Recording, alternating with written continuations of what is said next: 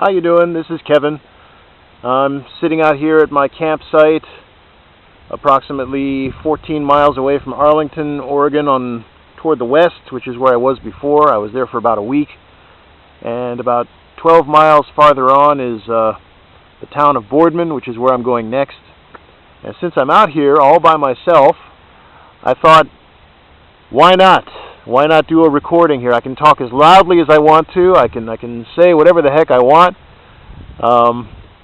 And because I know some people have been wanting me to talk more about religion, I thought maybe this would be the right opportunity to do that. So, for now, let's make this quick. We'll do a real quickie on a particular topic that's close to my heart, which is the idea that there are no essences in religion, that religions basically, as I see it, religions are as they are practiced. Now, maybe this doesn't sound like something you're familiar with, a theme that you hear very often. That's true, but think of it this way. What you do hear, like in the news, is people going back and forth about how, such and such religion is a religion of peace, or no, it's a religion of violence and terrorism, or whatever. What people are doing is they're trying to boil a given religion down to an essence.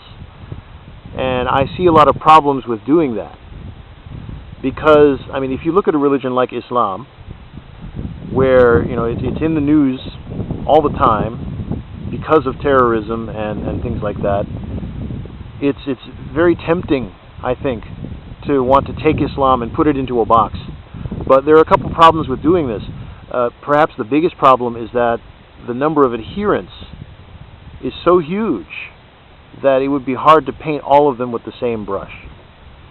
The number of Muslim adherents is probably somewhere around the same number as the population of China. So we're talking about 1.3 billion, somewhere around there, I think. That's a lot of people. And are they all head-chopping freaks? No, I don't think they are. In fact, I would suggest that the people that we see on the news at most number in the thousands or perhaps a couple million, but not 1.3 billion. So it would be very difficult, I think, to say that Islam is just a religion of violence, period. Because I think most Muslims are probably just trying to get through the day like anybody else of any other religion. At the same time, it would be difficult to say Islam is therefore a religion of peace, because the fact of the matter is that international terrorism today is almost 100% perpetrated by people who claim to be Muslim. So, trying to boil Islam down to something simple is not going to work. It's not possible. And we can take this idea and move it to other religions as well. There are a lot of people, for example, who turn away from their Christianity and move to a religion like Buddhism because, Buddhism is so serene. Well, I lived in Korea, and I can tell you that Buddhists are not serene. Maybe some Westerners have some stereotyped idea about how people will, practice their Buddhism, and then they'll become extremely calm, and they'll always talk like this, and they'll be very ethereal in their manner. And whenever I see Westerners who act like that, I just want to put my fist right through their head. No, practicing Buddhism doesn't mean that that's what you become. But that's what a lot of people take it to be. And that's just silly. I just want to slap you. I want to slap all you Buddhists who do that. All right, well, anyway, is Buddhism a serene religion?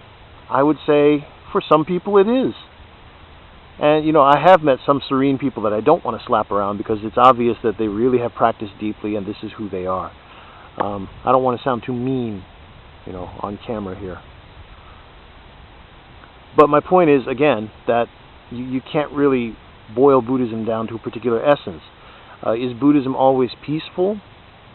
Well, you can look at conflicts in Japan when rival schools of Buddhism would produce monks who would fight with each other. You can look at, in modern times, you can look at the case of Sri Lanka, where most of the country is Buddhist, but you have a section of the country that is Tamil Hindu, and those Hindus are fighting for their independence. And a lot of violence results from that struggle. So is Buddhism all peace and joy and flowers and karma, pixie dust and all that? I would say no. And, you know, you move over to Christianity, same thing. So I would say, and this is the maxim that I tend to use, is that religions are as they are practiced. That's the best we can say about any given religion. So if you want to look at what Christianity is like today, look at the practitioners. What are they doing? You want to look at Islam? Look at the practitioners. What are they doing? Buddhism, same thing. That's just how it is. It's a complicated reality. We can't boil these things down to something simple, to something essential. It doesn't work like that. This also serves as a good caution to people who are outside of the religious discussion. Friends of mine, for example, who might be atheistic or agnostic, and who might be tempted to kind of, you know, paint all religion with a single brush and say, well, you know, religion is just a delusion, or religion is the cause of most of the world's problems, and so on and so forth. I would say that, you know, the problem here is that what religion is itself something of a murky concept, and we shouldn't be too quick to judge religion like that. I mean, we haven't even fleshed out what religion is, really. I think there are so many different definitions of the word out there. I tend to think that in many cases where people blame religion for being the cause of violence, bloodshed, and so on and so forth, we are actually talking about something that lies deeper in human nature than traditional religion or institutional religion or whatever. So yeah, basically that's all I wanted to say this time around. This is my quickie. Just keep in mind that religions are as they are practiced, that you cannot boil these things down to their essences, and that as a result, when we get into dialogue, we do have to exercise a certain amount of caution. Thank you very much.